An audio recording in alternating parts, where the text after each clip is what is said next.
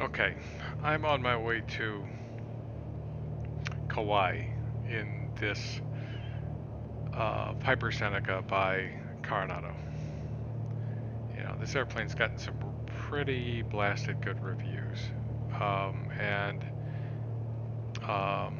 you know, at first I was pretty excited about it, and it was like, wow, I'm getting a twin. It's a nicer looking twin. It's better looking than a lot, you know, the avionics are better looking than all the other um, FS 2020 airplanes that are available in this class.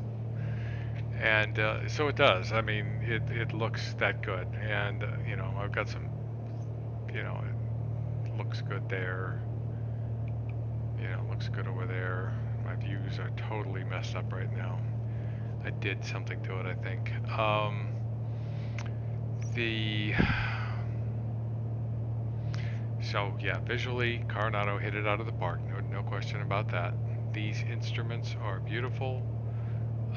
They're fairly functional. You know, even this, which shows your indicated airspeed. You know, it's a little wheel here. It's really useful. Um, uh, but then you start to get into the details, and when I got airborne, I started running into them. So the first thing I should say that I was a little annoyed already when I got this airplane, but I was going to overlook it, that they didn't have a altitude pre-selector here.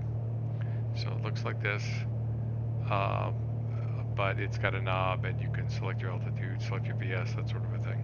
It's a nice, uh, it, it's part of this unit here. This, and this all come together. And I guess they just didn't.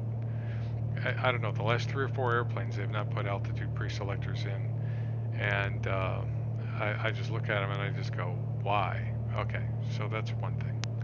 2, the CDI does not slave to the GPS. You have to adjust it manually. So, you know, again, this is supposed to be an IFR airplane. You would think that it would have a slave CDI. You know, maybe the guy that put it in didn't slave it. That's okay. You can turn it. It'll still stay on course. That's normal. You know, it's just a visual indicator, that sort of a thing. But yeah, the GPS light doesn't work. The AEM light doesn't work. The heading light doesn't work. The nav light doesn't work. Pretty hard to click these switches. Like you can click your heart's content right here. What you got to do is move your mouse way up there, and then it'll click. That's just annoying. It's nothing more than annoying. I don't mind that so much. This stuff over here, I mind.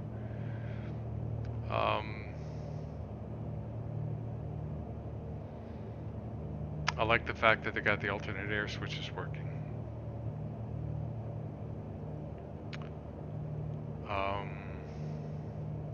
Nice animations all around. Great looking graphics. The ADF works. You know, when you turn the prop heat, the amp knobs here go up, and also the amps up here go, they adjust to, yeah, they go up. Windshield heat doesn't seem to do anything.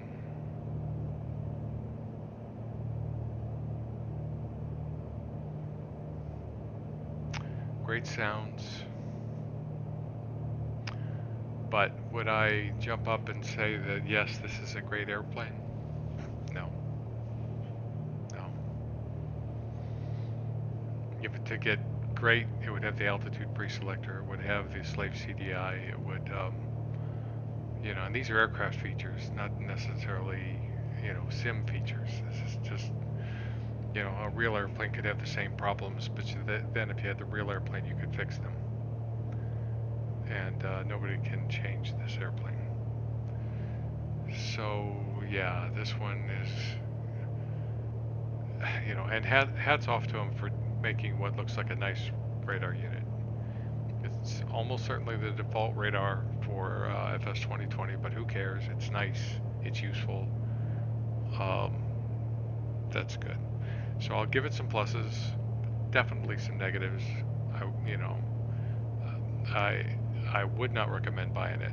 I would wait until another airplane in this class comes out. I think the high ratings for this airplane are largely driven by the fact that there's a dearth of airplanes out there, and certainly a dearth of airplanes out there in this class. And I think people are a little bit desperate, and I understand that. But I think a little bit of patience is in order. So, yeah. They could have done better. Oh, and I didn't even mention the yaw damper doesn't work at all. That switch is dead.